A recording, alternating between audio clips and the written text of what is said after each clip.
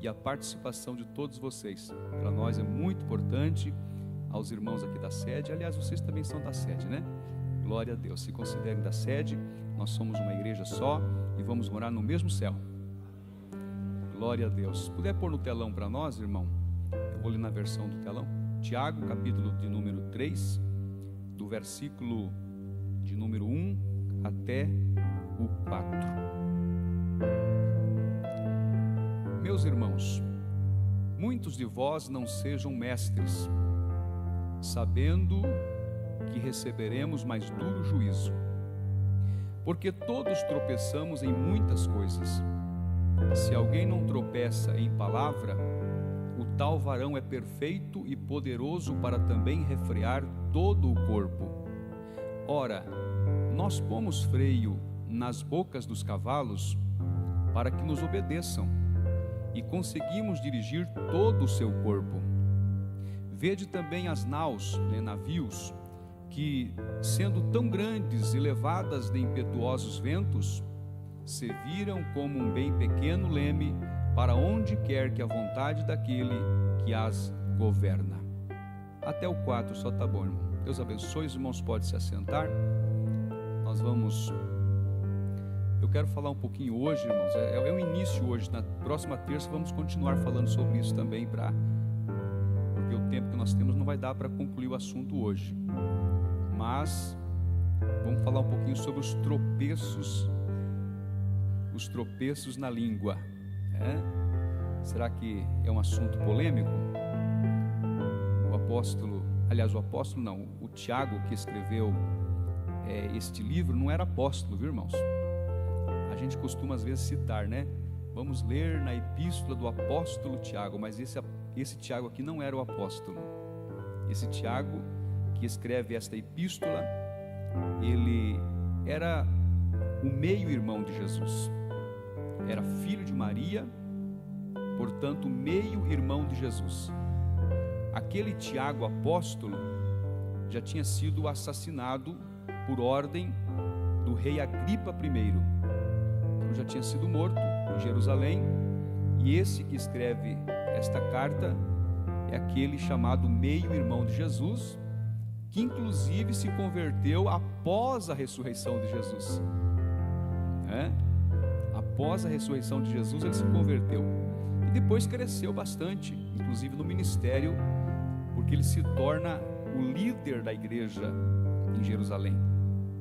Ele se torna um líder, e aliás foi ele quem presidiu, e não Pedro, como dizem alguns por aí. Foi ele quem presidiu o primeiro concílio da igreja em Jerusalém. Então esse é o Tiago da qual nós estamos mencionando, e esse concílio da qual ele presidiu está registrado em Atos, no capítulo 15. A partir do versículo 1 nós temos ali o primeiro concílio da igreja em Jerusalém.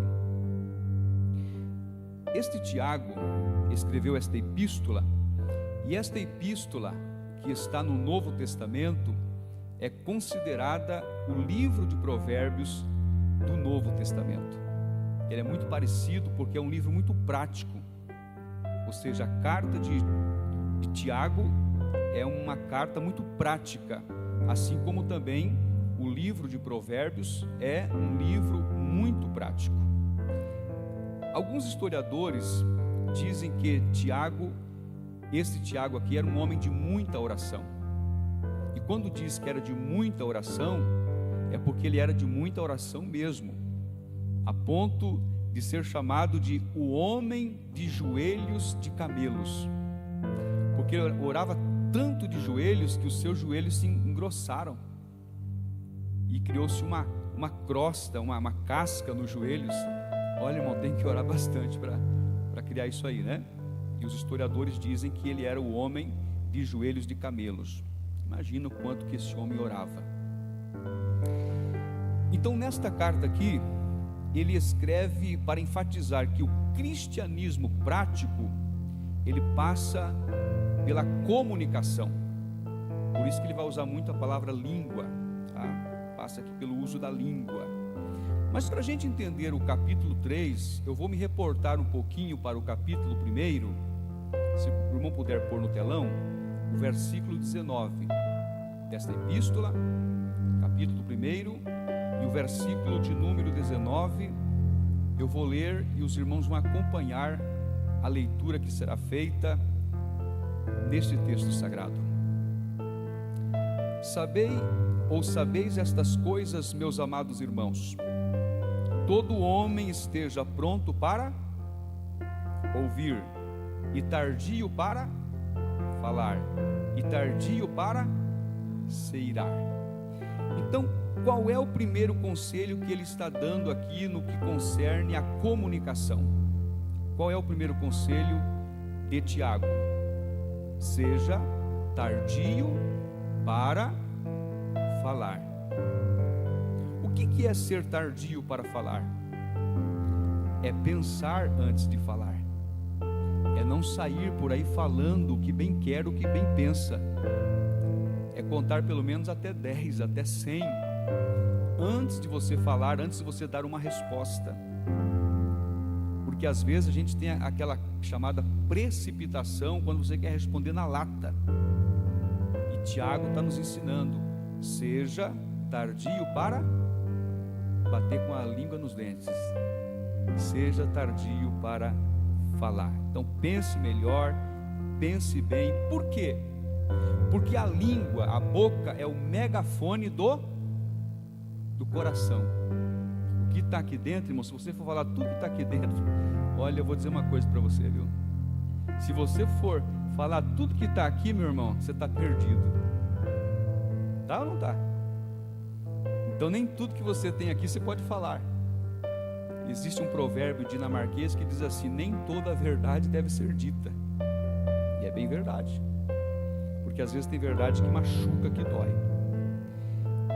Então a língua é o megafone, é o alto-falante do coração.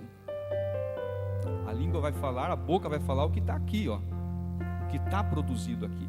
Tá? Então, quando Tiago diz seja tardio para falar, ele está dizendo, ó, reflita antes de você falar. Porque tem coisa que dá vontade de falar na hora, né, irmãos? E às vezes não é a hora de falar. Tem que esperar um pouquinho mais. E às vezes essa espera para você falar, você resolve um mundaréu de problemas. É assim ou não é, irmãos? E se você falar e depois que falou, meu irmão, aí é difícil tirar. Pois bem, o segundo conselho está aqui no capítulo 1 ainda, no versículo de número 26.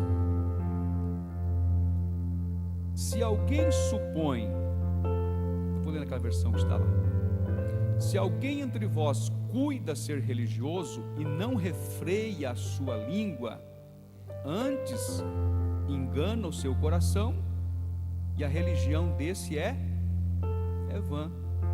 Ele diz ser crente, mas ele tem a língua maior que o corpo. Ele está perdendo o tempo de ser crente. A religião dele é vã. Em vão está servindo ao Senhor. Por isso que esse assunto é muito importante para nós cristãos. Por que enganando o próprio coração? Por quê? Porque ele não refreia a língua. Ele fala tudo o que está no coração. E às vezes ele diz assim, eu sou um bom crente, eu sou crente.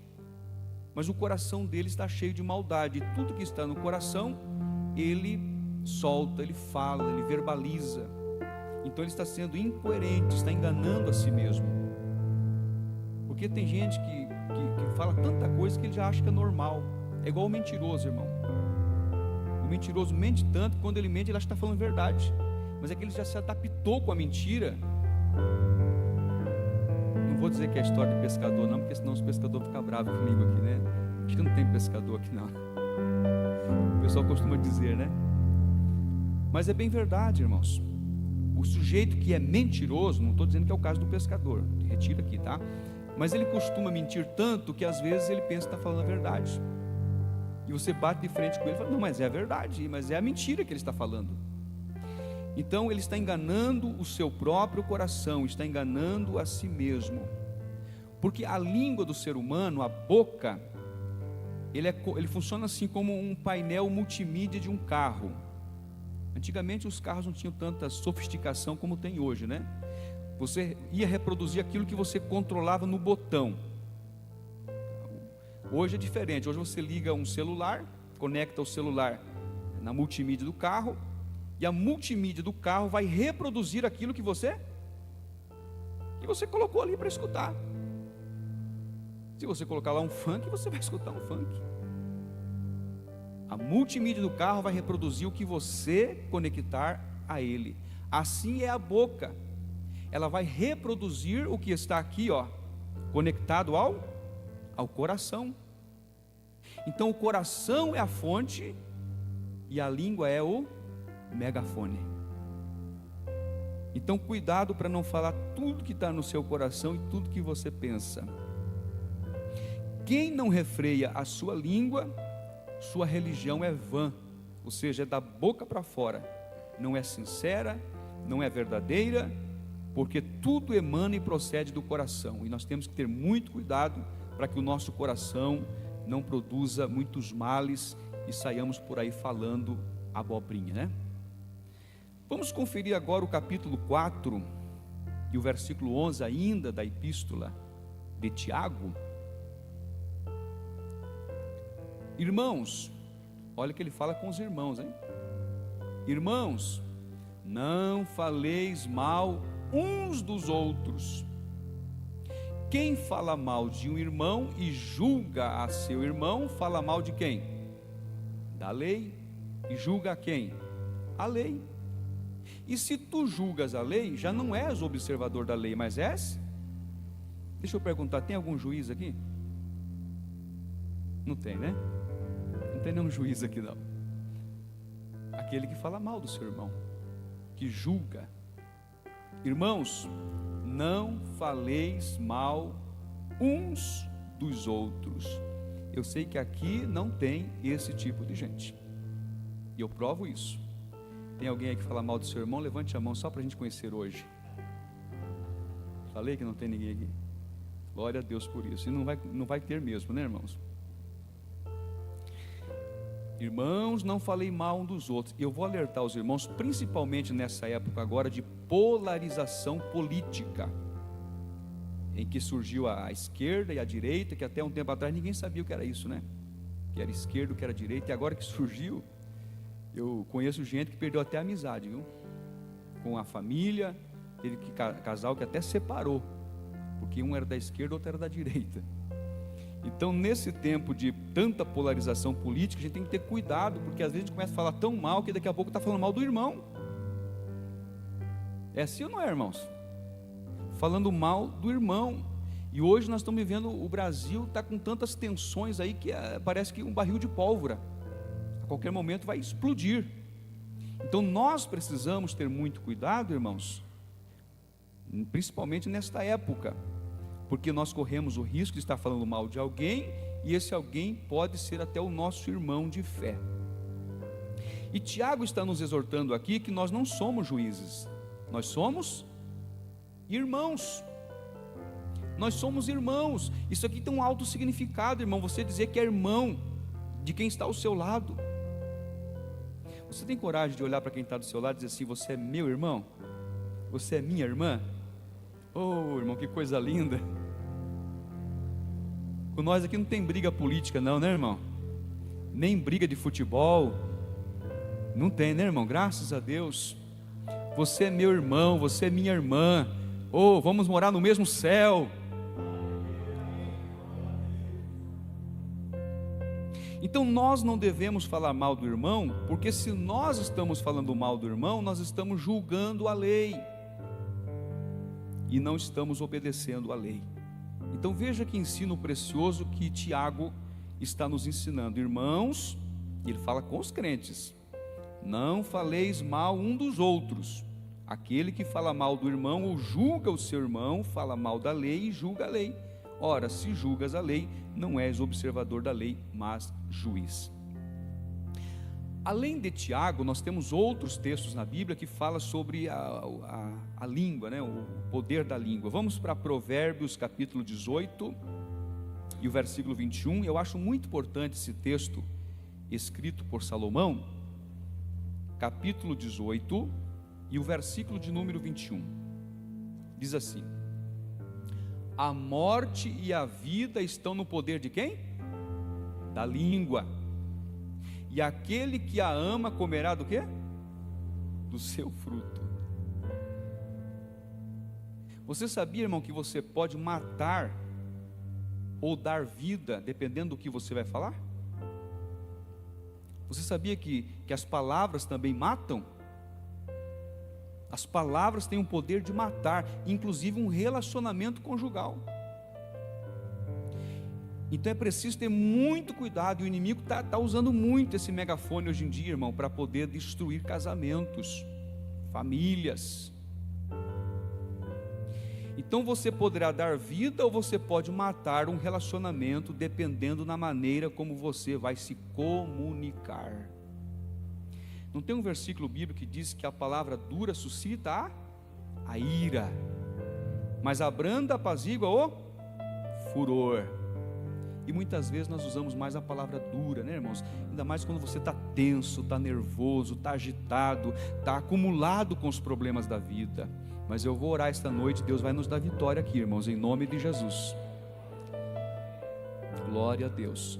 Então, este versículo aqui, de que a língua tem poder de matar, tem poder de dar vida, isso aqui vale para os casamentos, isso aqui vale para as famílias, vale para os relacionamentos interpessoais, lá no seu trabalho, na faculdade, aqui dentro da igreja. Sabia disso, irmão? Então nós precisamos ter muito cuidado. Isso vale para todos os relacionamentos. A gente precisa ter cuidado com a nossa língua. Pois bem, agora vamos para um outro texto que eu julgo ser muito importante também, que é o que está em Provérbios capítulo 6, do 16 ao 19. Esse texto aqui é muito importante com respeito, capítulo 6, né? Provérbios 6, do 16 ao 19. Eu vou ler lá. Estas 6 coisas aborrece o Senhor, e a 7ª sua alma abomina. Aí vem a relação ali, irmãos, ó.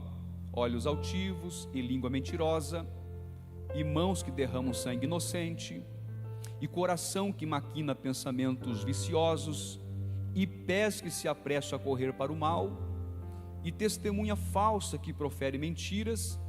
Agora vem a 7ª. E o que semeia o quê? Contenda entre quem? Entre irmãos. E como é que se semeia contendas? É através da comunicação, é através da língua. Se bem que hoje é através do dedo também, né, irmão? Está muito perigoso isso aí, muito perigoso. Hoje tem camarada que não fala, mas atrás de um computador, de um celular, ele se torna um valente. Um valente. Nós sabemos que todo pecado é abominação para Deus, mas há pecados que têm consequências mais graves. Por isso que alguns dizem, pecado, pecadinho, pecadão. Tudo é pecado, só que há pecados que trazem consequências mais graves. Então, é interessante que o escritor de Provérbios, ele disse assim, ó: eis que há 6 coisas que o Senhor aborrece. A palavra aborrece aqui, na tradução é odeia. 6 coisas o Senhor odeia, é o mesmo que aborrece. Mas diz assim, a 7ª sua alma abomina. O que abomina aqui? Tem nojo, tem náusea. Então é pior do que aborrecer. Então a 7ª, a sua alma enoja, a sua alma tem ânsia. Pois bem, as 6 listadas aqui, ele vai citar como pecado, viu, irmãos? São pecados que o escritor de Provérbios está listando, e ele diz que as 6 o Senhor aborrece, a 7ª aqui, ele usa uma expressão de força maior, a sua alma abomina. Eu vou relacionar de novo aqui as 6, tá? Olhos altivos. O que é olhos altivos? Orgulho. Deus aborrece o orgulho. Então, olhos altivos é orgulho. Qual é a segunda ali? Língua mentirosa. Então, é a mentira. Deus aborrece a mentira. Qual é a terceira? Mãos que derramam sangue inocente. Então fala de quê? De assassinato. E quando fala assassinato ali, fala desde a vida intrauterina. Então o aborto perante Deus é assassinato, em qualquer fase da vida, viu, irmãos? Em qualquer fase da gestação, é assassinato. Então está condenando inclusive o aborto. Assassinato. Qual é a quarta ali? Já está no versículo 18, né? O coração que maquina, ali está pensamentos viciosos. Aqui na versão que eu coloquei, o coração que maquina pensamentos perversos, ou seja, traduzido é maldade. Coração cheio de maldade. Deus aborrece a maldade. Qual é a quinta? Pés que se apressam para correr para o mal. Fala aqui de violência. Aqueles que cometem violência de todos os tipos. Então Deus aborrece a violência. E qual é a sexta? A testemunha que profere mentiras. Pode ser traduzido como perjúrio. Vocês têm algum advogado aí? Algum conhecedor da lei? É isso que se refere àquele que é testemunha falsa que profere mentiras. É o perjúrio. O Senhor aborrece isso. Mas agora vem a sétima, viu, irmão? Vem a sétima. Esse Deus abomina. Ó, preste bem atenção. O que está relacionado aqui como sétimo, que Deus abomina, é mais grave do que o orgulho. Preste bem atenção. É mais grave do que a mentira. É mais grave do que o assassinato. É mais grave do que a violência. É mais grave do que o perjúrio. O que é mais grave? O que? Então, eu sendo você, irmão, jamais faria isto. Vou dar um conselho de Deus para alguém. Nunca entra nesta onda, viu, irmão? Nunca entra nesta de semear contendas entre os irmãos, porque Deus abomina, e é Deus quem abomina, não é o pastor da igreja, é Deus quem abomina. Você viu a gravidade disso tudo, irmão? A sétima, sua alma abomina, o que semeia contenda entre os irmãos. Então, quão grave é isto diante dos olhos de Deus? É por isso que Tiago diz aqui, ó, se você não refreia a sua língua, você está enganando o seu próprio coração e a sua religião é vã. Você está perdendo o tempo de frequentar uma igreja. Então é muito sério o que nós estamos lendo aqui esta noite. Então, dito isto, irmão, vamos agora voltar ao texto que eu li no capítulo 3 de Tiago, porque eu quero concentrar um pouquinho aqui dentro desses poucos minutos, porque não há nenhum texto na Bíblia, por mais que este que nós lemos agora de Provérbios 6, 16 a 19 é muito importante, mas não há nenhum outro texto na Bíblia tão exaustivo, tão lúcido, tão claro, tão detalhado como este aqui do capítulo 3 de Tiago, concernente ao problema da língua, né, da má comunicação. Começando aqui no versículo 1, então ele se dirige à igreja. Ele dirige assim: meus irmãos. Percebo ali que ele chama de irmãos. Quem são esses meus irmãos que Tiago está dizendo? Para a gente entender quem são os meus irmãos, nós precisamos nos reportar para o capítulo 1, versículo 1, quando ele fala a respeito das 12 tribos que estão na dispersão. Volta para nós lá, irmão, 1 de Tiago e o versículo 1. Aí vamos entender quem são os meus irmãos. Ó, Tiago, servo de Deus e do Senhor Jesus Cristo, as 12 tribos que andam dispersas. Saúde. As 12 tribos que andam dispersas. Essa dispersão aí, irmãos, ocorreu em Atos capítulo 8. Após a morte de Estevão, o diácono Estevão, que foi o primeiro mártir do cristianismo. Com a morte de Estevão surgiu uma grande perseguição, inclusive com o consentimento de Saulo de Tarso, e os nossos irmãos que estavam em Jerusalém foram dispersos por todas as partes do mundo. Por isso que Tiago está dizendo aqui, eles estavam passando por uma séria injustiça, eles estavam pelo mundo perambulando, porque haviam perdido tudo, porque dispersão significa que a pessoa teve a sua casa saqueada, perdeu a sua terra, perdeu os seus bens, perdeu a sua propriedade, e agora cada um se espalhou de um lado para o outro. Por isso que a epístola de Tiago é chamada de epístola universal, porque ela se estendeu a todo o universo onde estavam os nossos irmãos dispersos. Então ele dirige a esses irmãos, a esta comunidade de fiéis, dizendo assim: meus irmãos, não vos torneis muito de vós mestres. O que tem a ver mestre com a comunicação, com a língua? Sabendo que haverás de receber o quê? Mais duro juízo. Então você que tem desejo de ser um líder, irmão, ser um obreiro, tem uma chamada, se prepare, viu, que o juízo no teu lombo vai ser mais duro, viu? Quem aqui quer ser um obreiro na obra do Senhor? Se prepare, irmão, se prepare, porque a régua vai aferir lá em cima, viu?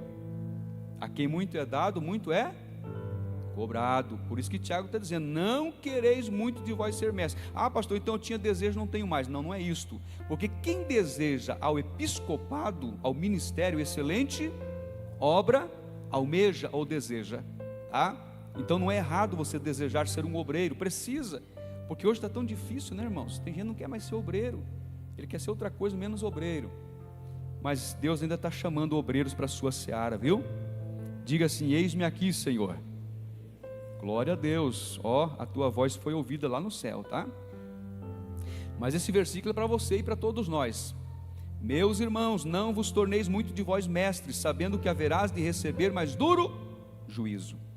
Então você que já ocupa uma posição de destaque, uma posição de liderança, a régua vai aferir lá em cima. Quanto mais conhecimento, quanto mais responsabilidade, quanto mais liderança você exerce, maior é o grau de responsabilidade que Deus vai cobrar de você, assim como Deus tem cobrado de mim, principalmente no trato da comunicação, viu, irmão? Porque eu estou sujeito a errar mais do que vocês aqui na comunicação, porque eu falo mais do que vocês, eu estou pronto para falar e vocês estão prontos para ouvir, então eu estou correndo o maior risco de errar aqui hoje no trato da comunicação. Então o fato de você ser um líder não vai te isentar dessa responsabilidade, pelo contrário, vai aumentar ainda mais a tua responsabilidade na comunicação. No versículo 2, Tiago diz assim: porque todos tropeçamos em muitas coisas. Todos, irmãos, sem exceção, todos tropeçamos em muitas coisas. Se alguém não tropeça em palavra, o tal varão é perfeito. Então eu já vi que não tem ninguém perfeito aqui. Tem alguém perfeito aí? Não tem. E poderoso para também refrear todo o corpo. Percebo aqui, irmãos, que Tiago está admitindo que ninguém escapa. Absolutamente ninguém escapa. Não há exceção no critério de não tropeçar no falar. Quantas vezes eu tropecei aqui no falar? E a gente às vezes acaba depois assistindo o vídeo, né? Que fica gravado na rede social, e você percebe que às vezes você tropeçou em alguma coisinha ali. Mas isso serve para a gente se corrigir, né? Para a próxima não errar mais. Então Tiago diz: todos tropeçamos. Veja só, quando ele diz todos, ele está falando do líder e dos liderados. Ele está falando do maduro na fé e está falando do neófito, do novo convertido também. Todos tropeçamos em algumas coisas, em muitas coisas. Então nós precisamos reconhecer que nós não estamos com essa bola toda não, viu, irmão? Às vezes a gente estufa o peito, né? Acha que está com essa bola toda. Nós não estamos, não. Nós tropeçamos em muitas coisas, tá? Então nós precisamos reconhecer isso. A nossa performance não está tão alta assim, não. Todos tropeçamos em muitas coisas. Então ele certamente está usando a palavra todos aqui, que é um aspecto específico da comunicação.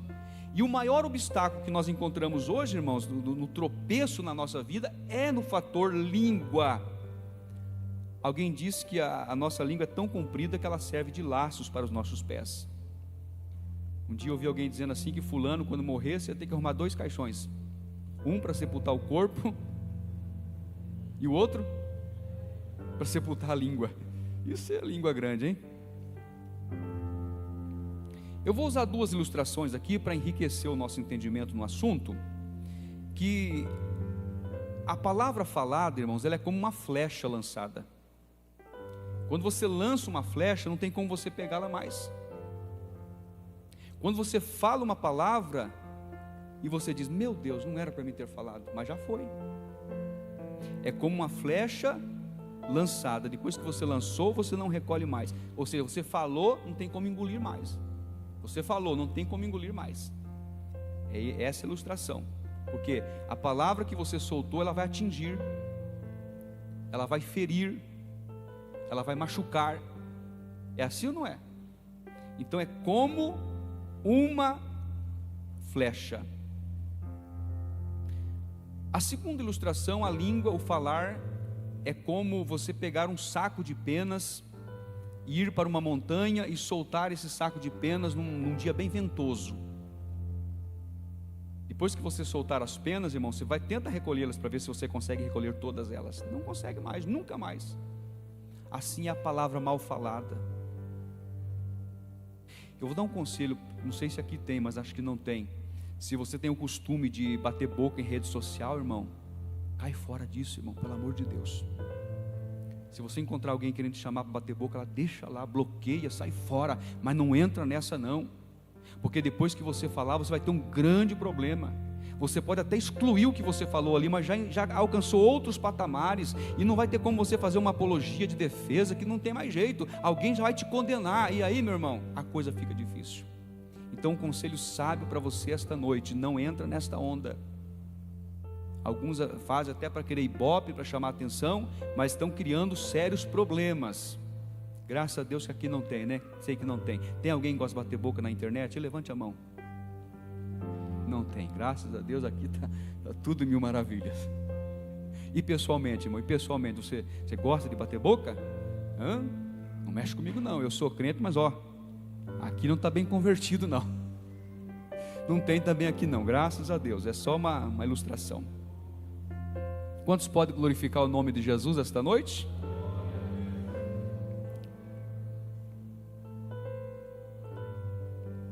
Irmão, o assunto aqui é tão longo que eu acho que eu não vou nem estender mais, porque eu ia falar sobre as ilustrações que Tiago está usando aqui, mas acho que não vai dar tempo.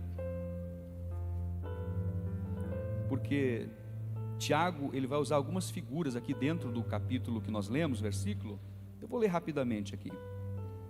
Pelo menos 6 figuras Tiago usa: a figura do freio, a figura do leme, a figura do fogo, a figura do veneno, a figura da fonte e a figura das árvores frutíferas. Talvez não vai dar tempo de eu falar todas elas, mas pelo menos aqui 2 ou 3 eu quero falar, tá?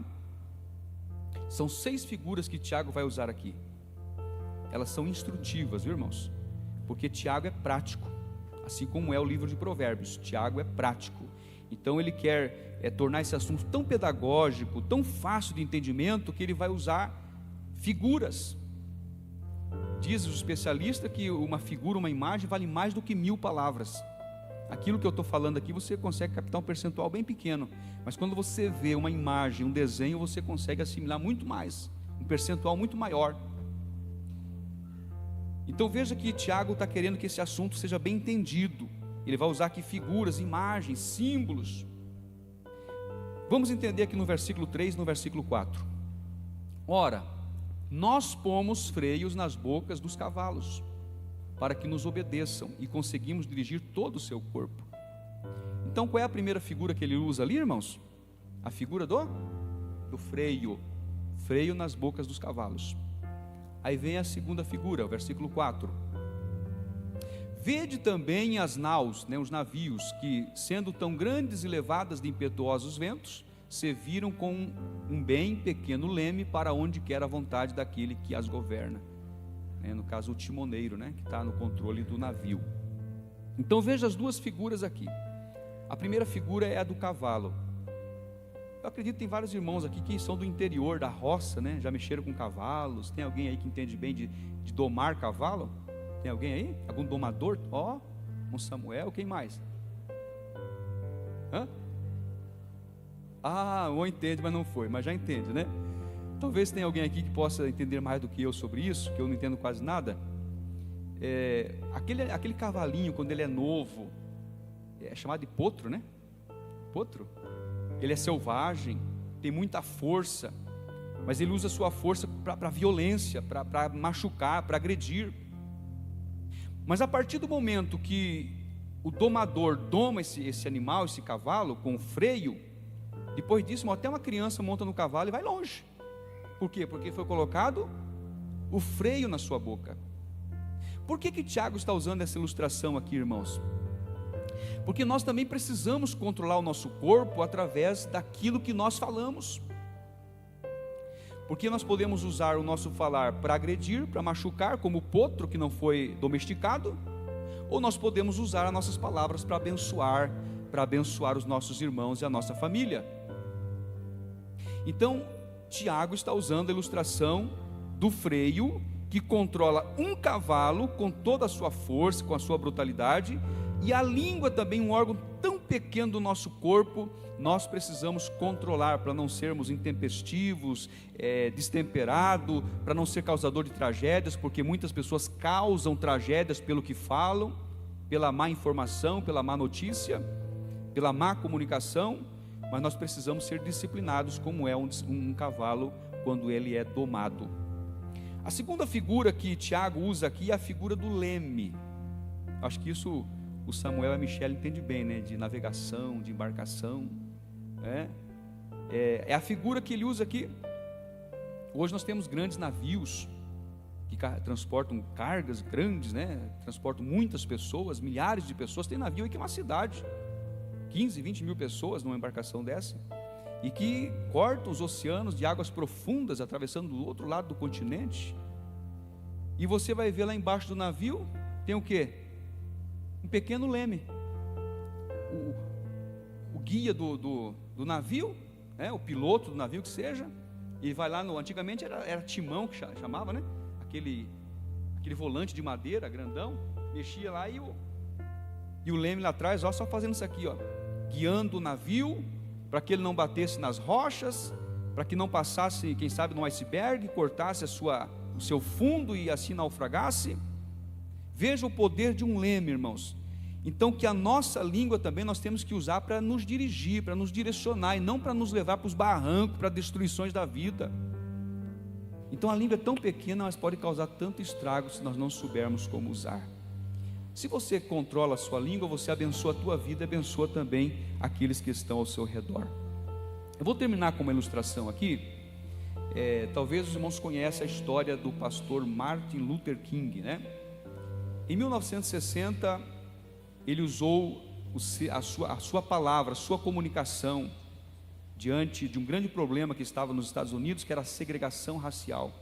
E ele se levantou para combater, usou a sua voz, teve lá sua grande oratória que ele pronunciou, dizendo assim: eu ainda quero ver os meus filhos sendo julgados pelo caráter e não pela cor deles. Isso levou ele a receber o título de Prêmio Nobel da Paz. Mas 4 anos depois ele foi assassinado, infelizmente. Mas a palavra dele ecoou nos Estados Unidos. Foi sancionada uma lei e resolveu o problema da segregação racial. Por isso que Martin Luther King entrou para a história.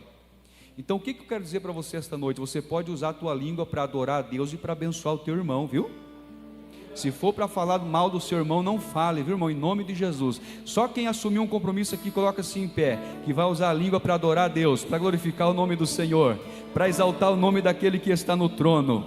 Oh, aleluia! Assim como Martin Luther King transformou os Estados Unidos através da sua comunicação, você pode transformar a sua casa, você pode transformar a sua empresa, você pode transformar a sua igreja, você pode transformar a sociedade em que você vive. Oh, aleluia, glorifica o nome do Senhor pela voz, pela língua, pelo dom que Deus te deu de você poder falar. Aproveite agora, abre a tua boca e glorifica o nome do Senhor. Seja o meu tempo já consagrado em teu labor, que meus lábios, Jeová,